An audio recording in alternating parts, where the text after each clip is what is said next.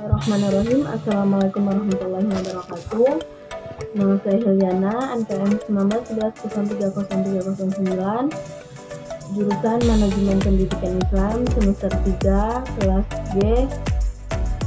Dosen pengampu Ibu Nuraini MPDI, mata kuliah Psikologi Pendidikan. Baiklah, di sini saya akan menjawab soal dari UAS Psikologi Pendidikan. 1. Jelaskan apa yang dimaksud dengan teori behaviorisme, teori operant conditioning, teori Gestalt, dan teori medan kognitif. Yang pertama yaitu teori behaviorisme, yaitu benda-benda atau hal yang dapat diamati secara langsung, yaitu perangsangan atau stimulus dan gerak balas. Teori behaviorisme hanya menganalisis perilaku yang dapat diukur, dilukis, dan diramalkan. Yaitu teori operant conditioning, yaitu suatu proses penguatan perilaku operan atau penguatan positif atau negatif yang dapat mengakibatkan perilaku tersebut dapat terulang kembali atau menghilang sesuai dengan keinginan. Contohnya, seorang siswa yang misalnya juara di dalam kelas, dia akan diberi reward atau penghargaan berupa piagam penghargaan supaya anak tersebut bisa selalu mendapatkan prestasi di dalam kelas.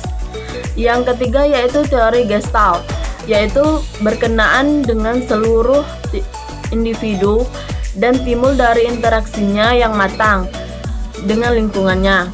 Contohnya yaitu seperti apabila individu mengalami proses belajar, terjadi regresi dalam perseptual filenya. Setelah proses belajar terjadi, seorang dapat memiliki cara pandang baru terhadap suatu problem. Yang keempat yaitu teori medan kognitif, yaitu teori yang dibangun berdasarkan prinsip-prinsip yang terdapat dalam psikologi Gestalt. Contohnya itu seperti suatu perbuatan siswa lebih baik dilakukan daripada dibicarakan. Yaitu terdapat 3 prinsip di dalam teori behaviorisme. Jelaskan apa saja menurut analisis Anda. Yang pertama yaitu menekankan respon terkondisi sebagai elemen atau membangun perilaku, yaitu maksudnya lingkungan eksternal yang hadir di kehidupan yang mengelilingi manusia dan hewan. Terus yang kedua itu perilaku adalah dipelajari sebagai konsekuensi dari pengaruh lingkungan. Maka sesungguhnya perilaku terbentuk karena dipelajari. Yang ketiga yaitu menjelaskan bahwa perilaku hewan sebagai contoh perilaku manusia. Soal yang ketiga yaitu apa saja kebutuhan yang mempengaruhi suatu lingkungan belajar. Ada 9. Jelaskan menurut analisis Anda. Yang pertama yaitu ruang belajar. Yaitu ruang belajar sangat dibutuhkan untuk melakukan pembelajaran supaya belajar lebih nyaman dilakukan. Yang kedua yaitu penerangan.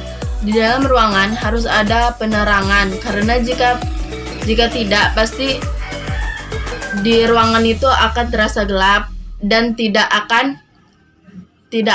siswanya tidak akan nyaman. Yaitu ventilasi dan suhu juga sangat penting di dalam ruangan. Jika udara di dalam ruangan segar akan menjadikan anak didik nyaman. Yang keempat yaitu kebisingan. Tempat belajar yang bising dan gaduh akan mengganggu konsentrasi siswa, pasti akan terganggu. Yang kelima yaitu perabotan belajar. Perabotan yang sudah disediakan akan mendukung proses belajar mengajar seperti meja, kursi, papan tulis, dan lain sebagainya. Yang keenam yaitu kursi dan meja. Di dalam ruangan harus terdapat meja dan kursi supaya siswa bisa nyaman di dalam belajar. Yang ketujuh yaitu almari dan rak buku untuk menyimpan buku-buku pembelajaran supaya rapi. Yang ke-8 yaitu perlengkapan belajar. Dengan adanya perlengkapan belajar, siswa tidak akan kesulitan bila memerlukannya. Yang ke-9 yaitu tanaman dan pohon pelindung.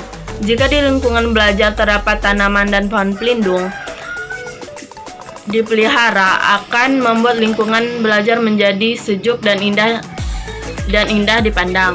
Selanjutnya itu soal nomor 4. Jelaskan pengertian kepribadian peran guru, fungsi guru, ciri-ciri guru yang baik, hubungan guru dan murid, dan adakah keterkaitan keseluruhannya, dan jelaskan. Kepribadian yaitu merupakan sesuatu yang menggambarkan ciri khas seseorang yang membedakan dengan orang lain. Sedangkan peran guru yaitu peran yang dimiliki manajer dalam pembelajaran. Yang selanjutnya fungsi guru. Fungsi guru ini di sini ada beberapa, yaitu satu, perencanaan tujuan belajar.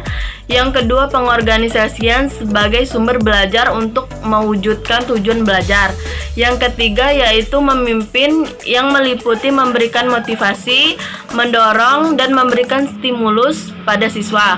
Yang keempat yaitu mengawasi segala sesuatu, apakah sudah berfungsi sebagaimana mestinya atau belum dalam rangka pencapaian tujuan. Selanjutnya yaitu ciri-ciri guru yang baik. Yang pertama, selalu mempunyai energi untuk siswanya. Yang kedua, punya tujuan jelas untuk pembelajaran. Yang ketiga yaitu menciptakan lingkungan belajar yang menyenangkan. Yang keempat yaitu konsisten dalam mengajar. Terus yang terakhir yaitu seorang guru itu harus pintar. Terus hubungan guru dengan murid. Hubungan antara guru dan murid mempunyai sifat yang terlatih stabil, dan mereka mempunyai status yang tak sama antara guru dan murid. Apakah di sini mempunyai keterkaitan?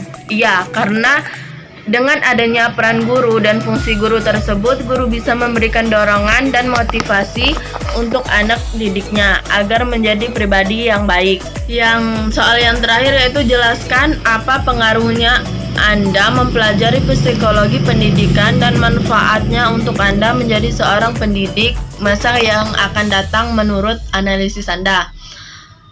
Pengaruhnya bagi saya yaitu saya bisa menganalisis perilaku seorang anak ketika saya menjadi seorang pendidik, dan manfaatnya yaitu saya bisa menjadi guru yang mengerti akan kemauan seorang anak didik. Terima kasih. Wassalamualaikum warahmatullahi wabarakatuh.